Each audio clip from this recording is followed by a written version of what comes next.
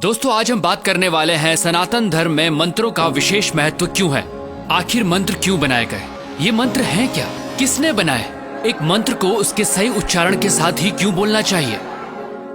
नमस्ते दोस्तों, सनातन सोच के इस वीडियो में आज हम बात करने वाले हैं मंत्रों की। देखिए, सबसे पहले तो मंत्र का शाब्दिक अर्थ जानने की जरूरत है।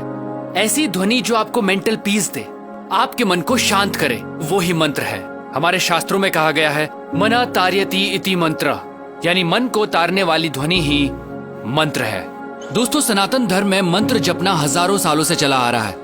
वो ऋग्वेद के तीसरे मंडला के 62 सूक्त का गायत्री मंत्र हो, जो ऐसी वाइब्रेशंस पैदा करता है कि इंसान के साथ साथ सभी पेड़ पौधों और जानवरों के लिए भी लाभदायक है। या ऋग्वेद के ही 7वें मंडला के 59 सूक्त का महामृत्युंजय मंत्र, जिसे मृत्यु को जीतने वाला मंत्र भी कहा जाता है। और भी ऐसे कई वैदिक मंत्र हैं जिन्हें चैंट करने से हमारे फिजियोलॉजिकल और साइकोलॉजिकल फंक्शंस यानी शरीर और दिमाग पर पॉजिटिव इंपैक्ट पड़ता है।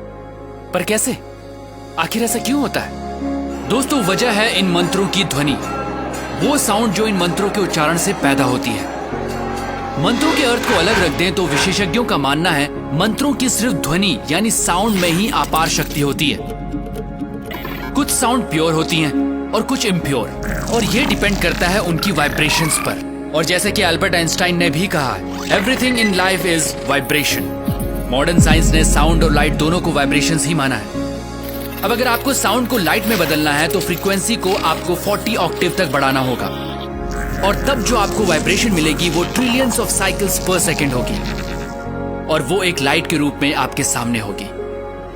महान योगियों ने साउंड को लाइट में बदलने का काम अपने शरीर के भीतर हमेशा से किया है दोस्तों, और वो मंत्रों के माध्यम से ही हुआ। दोस्तों, इस वीडियो के माध्यम से हम आपको ये नहीं बताना चाह रहे कि कौन सा मंत्र आप पर क्या प्रभाव डालता है, बल्कि हम मंत्रों की अद्भुत शक्ति के बारे में आपको बताना चाहते हैं। और इसे सिर्फ रिलीजियस चश्मों से नहीं, साइंटिफिक अप्रोच से देखना पड़ेगा। मंत्रों के साउंड आपके लिए लाइफ के नए डायमेंशंस खोलते हैं। ये ऐसी साइंस है जिसमें आप साउंड की मदद से अपने आसपास और अपने अंदर एक खास एटमॉस्फेयर बनाते हैं, जिससे आपका माइंड एक्टिवेट होता है। लगातार मंत्रों की चैंटिंग से न सिर्फ फोकस बेटर होता है, बल्कि मेमोरी और अटेंशन भी बढ़ता है, क्योंकि मंत्र आपके ब्रेन सेल्स एक्टिवेट करने में हेल्पफुल साबित होते हैं। अगर मंत्रों को सही उच्चारण, सही फ्रीक्वेंसी के साथ बोला जाता है तो न सिर्फ ब्रेन को प्रॉपर ऑक्सीजन पहुंचती है, बल्कि ब्लड प्रेशर भी कंट्रोल में आ सकता है। और यह भी साबित हुआ है कि खास मंत्रों को चैंट करने से ब्रेन का लेफ्ट और राइट हेमिस्फेयर सिंक्रोनाइज होता है। आम की बात करें तो इसे ओरिजिनल साउंड ऑफ क्रिएशन भी कहा जाता है। ऐसा माना जाता है कि हजारों साल पहले जब ध्यान लगाने वाले तपस्वियों और ऋषियों ने गहरी ध्यान की प्रक्रिया के दौरान जो साउंड सुनी थी वो आम की ही थी।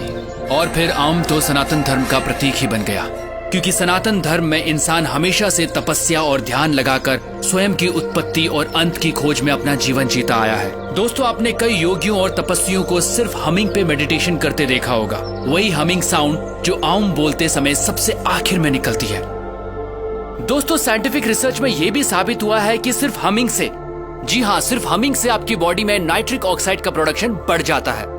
नाइट्रिक ऑक्साइड एक खास कंपाउंड होता है जो नर्वस, इम्यून और कार्डियोवास्कुलर सिस्टम्स में होने वाली कई प्रोसेसेस में हेल्प करता है। ये बात सनातन धर्म में करीब 15,000 साल पहले से भी चली आ रही है। तो दोस्तों, ये कहना जरा भी अतिशयोक्ति नहीं होगी कि ऋषि मुनि उस काल के साइंटिस्ट ही थे जो लगातार ह्यूमन बॉडी को अपग्रेड करने के तरीके ढूंढ रहे थे, और मंत्र उन साइंटिस्ट्स के एक तरह के टूल थे। अगर बच्चों को मंत्रों की इंपॉर्टेंस समझाई जाए और बचपन से मंत्रों की चैंटिंग की आदत डाली जाए तो उनके ब्रेन का डेवलपमेंट एक अलग लेवल पर होगा।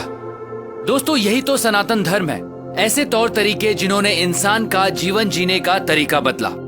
सनातन सोच के माध्यम से हम आपको वही मशाल थमाना चाहते हैं जिसे हजारों साल पहले हमारे पूर्वजों ने प्रज्वलित किया था। क्योंकि दोस्तों, हमें लगता है वर्तमान में सनातन सोच की आवश्यकता है, क्योंकि यही हमारा भूत है और यही भविष्य। मैं हूं अमित ड्योंडी, प्रणाम।